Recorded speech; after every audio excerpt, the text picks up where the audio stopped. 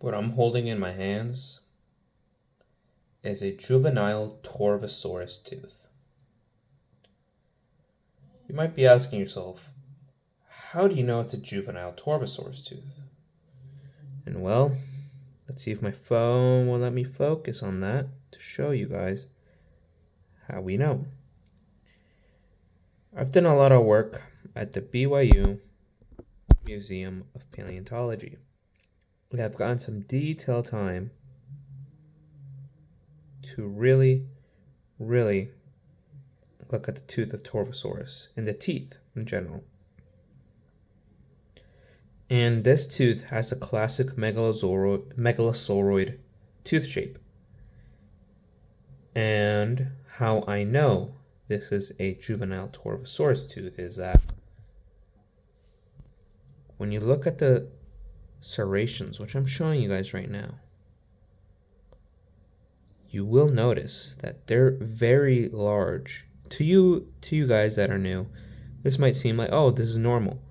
But comparing the serration, the size for them for a juvenile, compared to that of any other juvenile of any other species, you will find that they are very large for their size. And there's only one other megalosauroid dinosaur in the Morrison Formation, which is the formation in which Torvosaurus tanneri lives in. And that's Marshallsaurus. And it too has small teeth. However, when you compare those teeth, because I've seen some of myself, and you look at the serrations and the shape of it, this tooth is more robust. So, since this tooth is pretty large and has large serrations for its size, I am assuming it is a Torvosaurus tanneri tooth, but specifically a juvenile Torvosaurus. Let's get some closer shots at this tooth.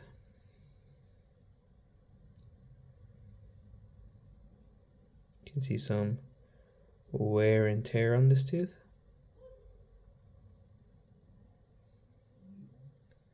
Now let's get a dorsal view of this tooth. I'll call this ventral, and this will be dorsal. This will be lateral left. This will be lateral right. This will be anterior. This will be posterior. So let's look at the anterior view. You see that, unfortunately, due to erosion and the elements, let me get that light better on here. There you go. Fortunately, we're here. I have a flash. There you go. Oh wow, that makes life a lot better. You can see here all the crackings and the wear and tear this tooth endured. And that, unfortunately, none of the serrations survived. However, if I go to posterior, you get the whole scoop of serrations. And you can see part of the root as well, right here. This is part of the root. This is where it would have started. This is where the jaw or the dentary or maxilla, don't know from which bone it comes from, but this is where the root of the tooth would have started. And here you can see the sediment that got into the tooth to fossilize. Unfortunately, due to my clumsy hands, because I don't have the hands of a surgeon, this little piece used to be right there. Used to be right there. But through my clumsiness, it chipped off, unfortunately. But what a great tooth. See the tooth in ventral view. Very much a xiphidont tooth. Xiphidont means that it is blade-like. It is laterally compressed. So on the lateral sides, which is lateral left, or lateral left, lateral right, laterally compressed, that means on the lateral axes, it is squished. And you can see that it is very, very much squished. It's not robust, wide.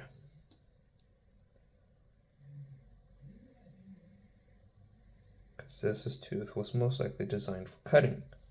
However, if you compare the teeth of Torvosaurus to other theropods in the Morrison Formation, you find that its teeth, even though they are laterally compressed, they are wider compared to that of Allosaurus and Ceratosaurus as well.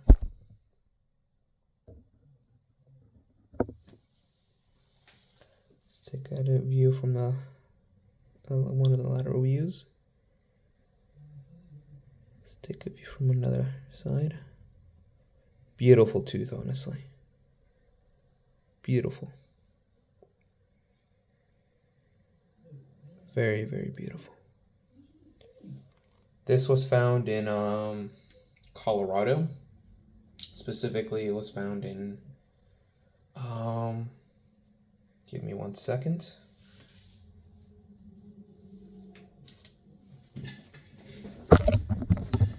Oh, I might have messed up the camera.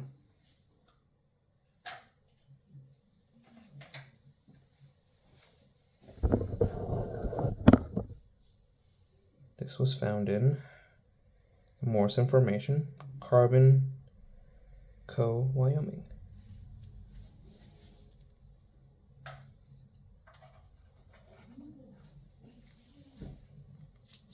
But honestly, an all-Stygian tooth.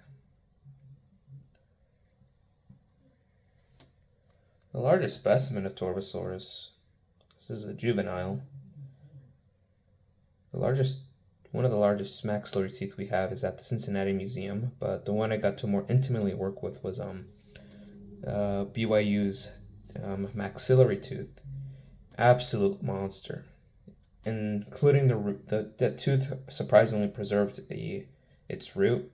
So the root is the length of the crown. The crown is around this length, and so imagine this length, but another top off here. But now multiply that by like 10. That's how big that tooth was. It has a very similar shape to that tooth, actually. Very similar. So I again emphasize that this is a juvenile Torvosaurus tooth. But the other tooth, this tooth is only, let's pull out the caliper.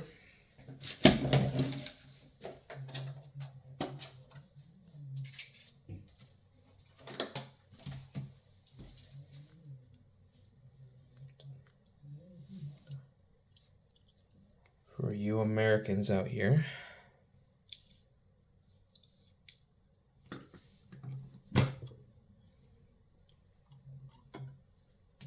right now we're at 1 inch. We'll go a little up. We'll put the tooth at this point, and we'll start compressing little by little. Call it right about there. The tooth is approximately 1 inch and 7/7. So 1.074 inches. And the Torvosaurus tooth at the BYU Museum of Paleontology, the loose one at least, is a little over 8 times the size of this one.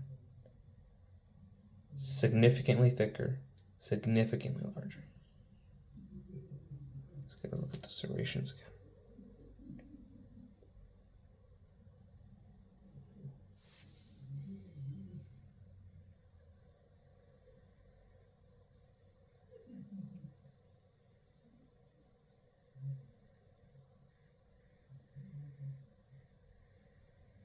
Simply amazing. Sadly, I wish this wasn't weathered, but it's what you gotta deal with in the field. If you guys want me to do a video on Torvosaurus detailing it, because I am doing research on it, let me know. This concludes this video.